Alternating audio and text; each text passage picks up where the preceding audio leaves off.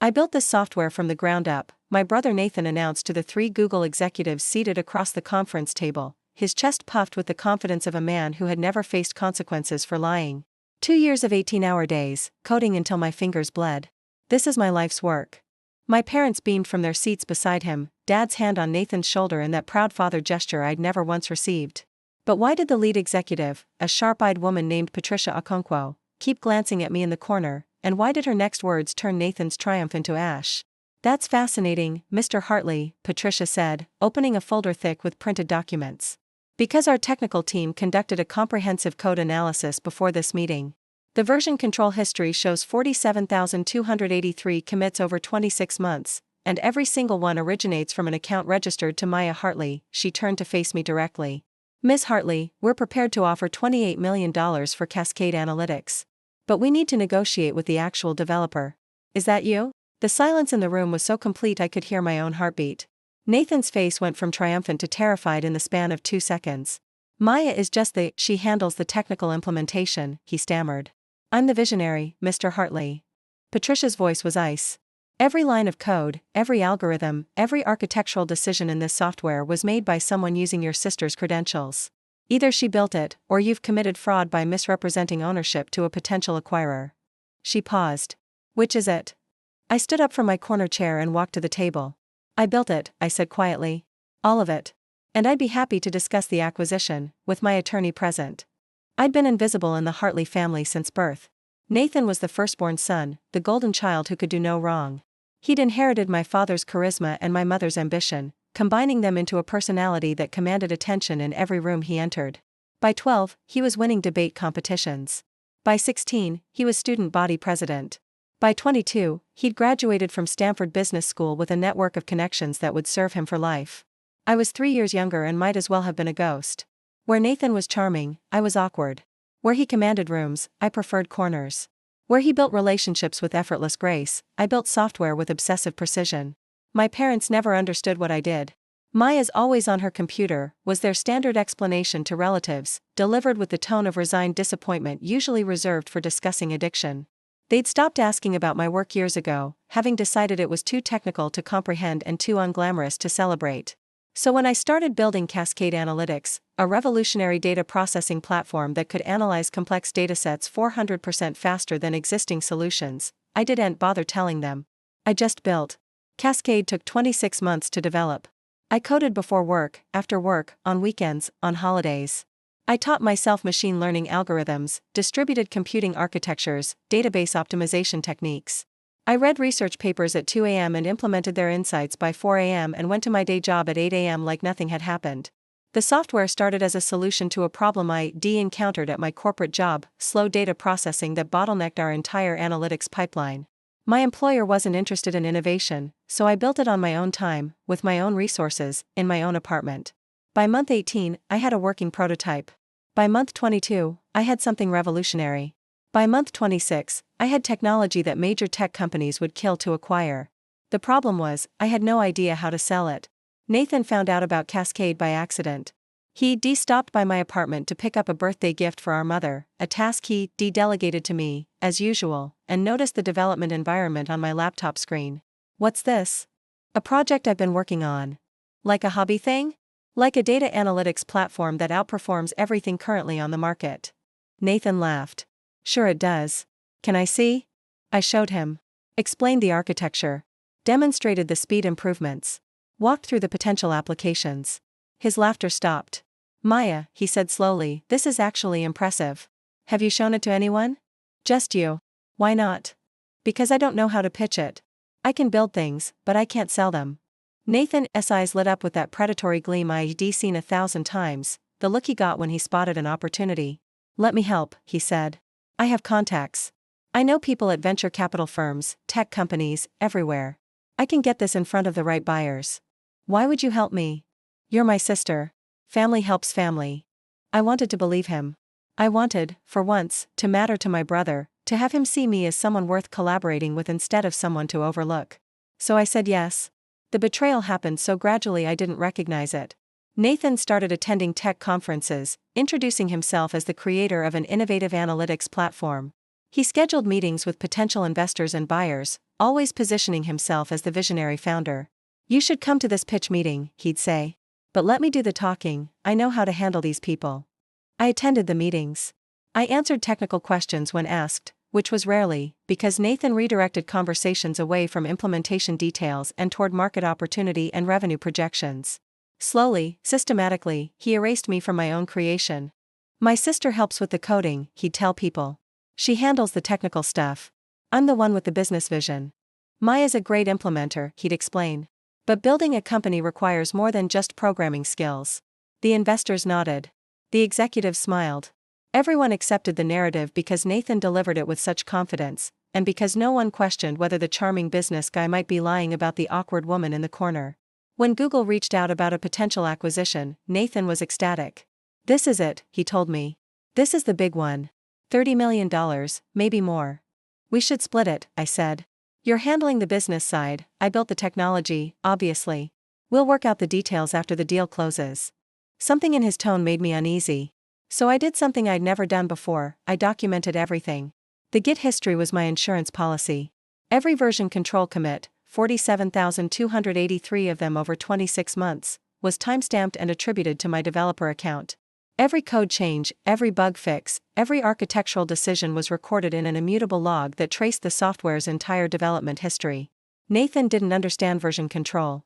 He didn't understand coding at all. His supposed contributions were limited to PowerPoint presentations and investor pitches.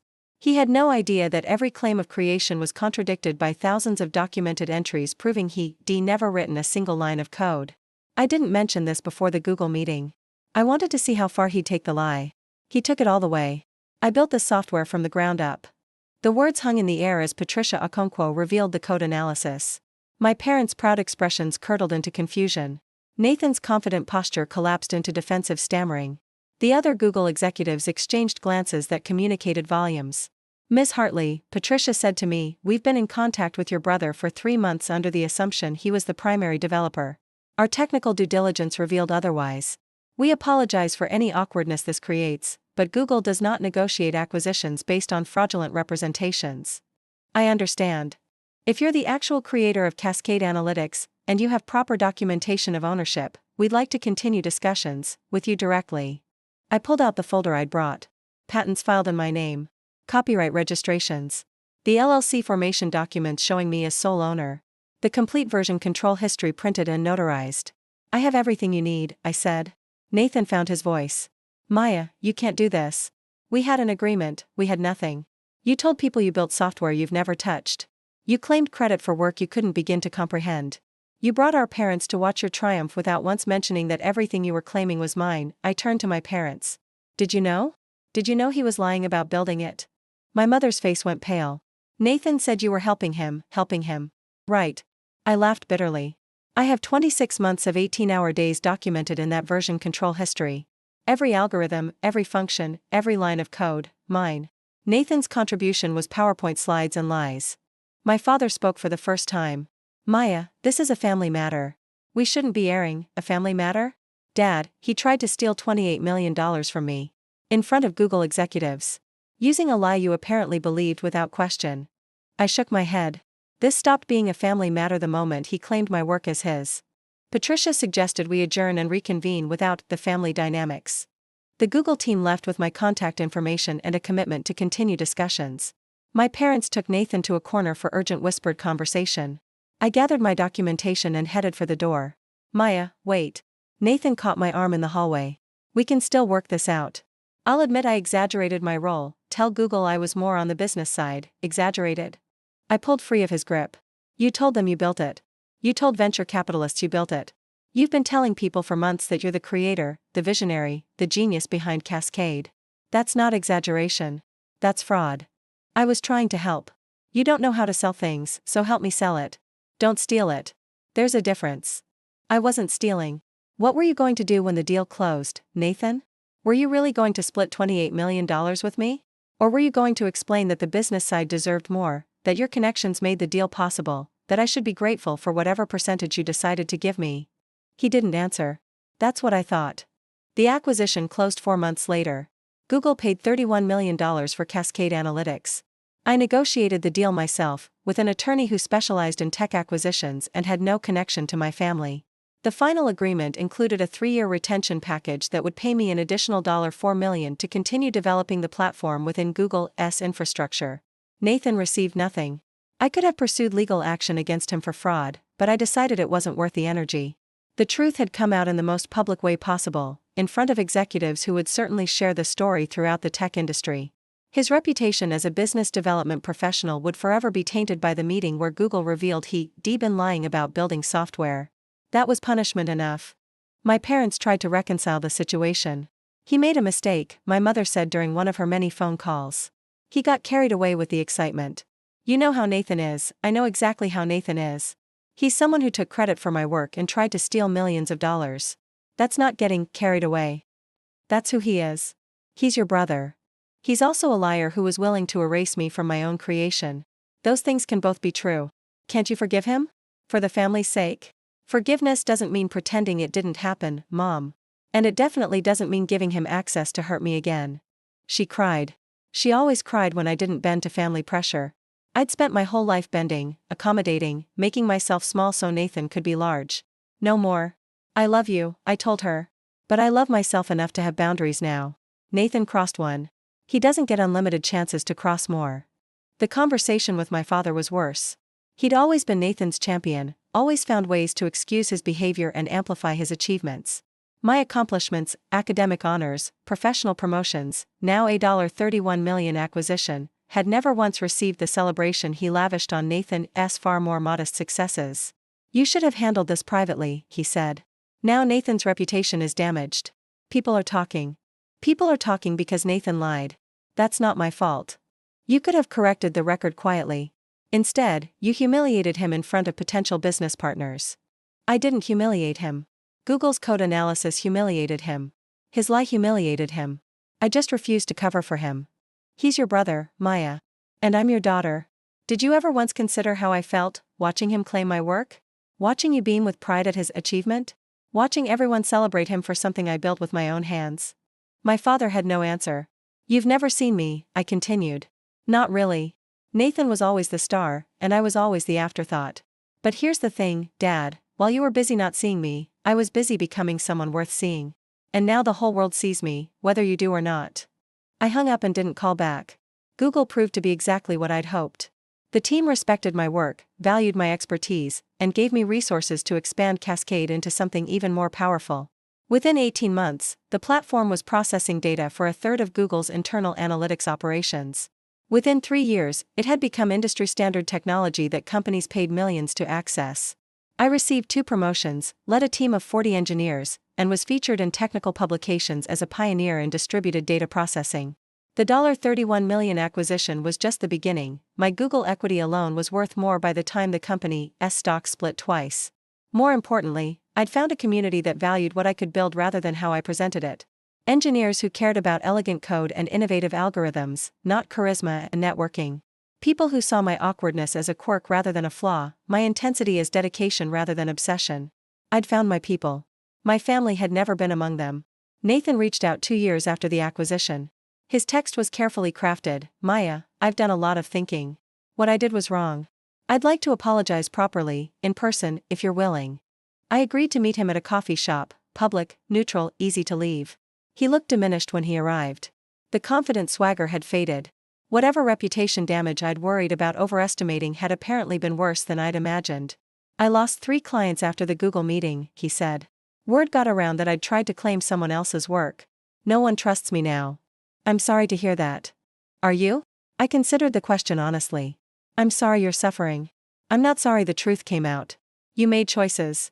Choices have consequences. I know. That's what I wanted to say. I know what I did was wrong. Not just exaggerating, not just getting carried away. I tried to steal your life's work. I was willing to erase you completely to claim something I didn't build. Why? He was quiet for a long moment. Because you had something I didn't. Something real. I've spent my whole life being praised for potential, for charisma, for the things I might accomplish someday. But you actually built something. Created something from nothing. When I saw Cascade, I was jealous. And instead of dealing with that like an adult, I tried to take it from you. At least that's honest. I'm trying to be. Finally. He met my eyes. I'm not asking for forgiveness. I know I don't deserve it. I just wanted you to know that I understand what I did, and I'm sorry. I studied my brother, this man who had been my family's favorite, my parents' pride, the standard against which I'd always been measured and found lacking. He looked human now. Flawed. Diminished. I appreciate you saying that, I said finally. And I hope you find a way to build something of your own. Something that's actually yours. You think I can? I don't know. That's for you to figure out. The relationship with my parents eventually stabilized. Not reconciled, that would imply returning to what we'd had before, which had never been healthy. But we reached a new equilibrium. They attended my wedding, to a fellow Google engineer who understood code better than he understood small talk. They sent cards on holidays. We had polite conversations that avoided certain topics. They never fully acknowledged what Nathan had done. Never apologized for their role in his deception, for their decades of preferring him, for their blindness to my accomplishments. That acknowledgement would require admitting they'd been wrong about both their children, overestimating Nathan, underestimating me. Some admissions are too painful for parents to make. I've accepted that. I don't need their validation anymore. The $31 million proved I was capable. The career that followed proved I was valuable. The family I've built with my wife and our daughter proves I'm loved by people who actually see me. My daughter is 7 now. She's already showing signs of the quiet intensity that defined my childhood, preferring books to parties, building elaborate Lego structures rather than playing group games, asking questions that surprise adults with their depth. I watch my parents interact with her, and I see them making the same mistakes. Praising her loudest moments, overlooking her quiet achievements. Comparing her unfavorably to her more extroverted cousin. Grandma, I interrupted during a recent visit, Sophia just built a working gear mechanism from scratch. Did you see it? My mother glanced at the Lego construction. That's nice, honey. It's not nice, it's remarkable. She figured out interlocking gear ratios without anyone teaching her. That's advanced mechanical reasoning. Sophia looked up at me, surprised by the praise. You built something amazing, I told her. Never let anyone make you feel small for building things quietly. She smiled and went back to work. My mother looked uncomfortable. Good. Last month, I gave a keynote speech at a tech conference. The topic was Cascade analytics and the future of distributed data processing. 3,000 people attended in person, with another 50,000 streaming online. Google had promoted my appearance heavily. I'd become one of their public-facing technical leaders, despite never losing my preference for corners over stages. During the Q&A, someone asked about the legendary acquisition story, how Google's code analysis had exposed an attempted theft. I don't think of it as legendary, I said. I think of it as a reminder. Build things that are verifiable. Document your work. Create evidence of your contributions. Because someday, someone may try to claim what you've created. The truth will protect you, but only if you've recorded it. The audience applauded. In the front row, my wife held up her phone, recording the moment. She'd tell Sophia about it later, about her mother standing on stage, claiming her work, being seen. That's the legacy I want to leave. Not the money, not the acquisition, not even the technology. The permission to be seen. The insistence on being credited. The refusal to be invisible anymore. He said he built it because he couldn't imagine I had. He took credit because he assumed no one would check. He brought our parents to witness his triumph because he never considered that triumph wasn't his. But 47,283 commits told a different story. Every line of code, every algorithm, every 18-hour day, documented, timestamped, undeniable. They wanted a visionary. They found a liar. And in the corner, quietly waiting, they found me. The actual builder. The real creator. The sister everyone overlooked who turned out to be worth $31 million. The code doesn't lie. Neither, eventually, did I.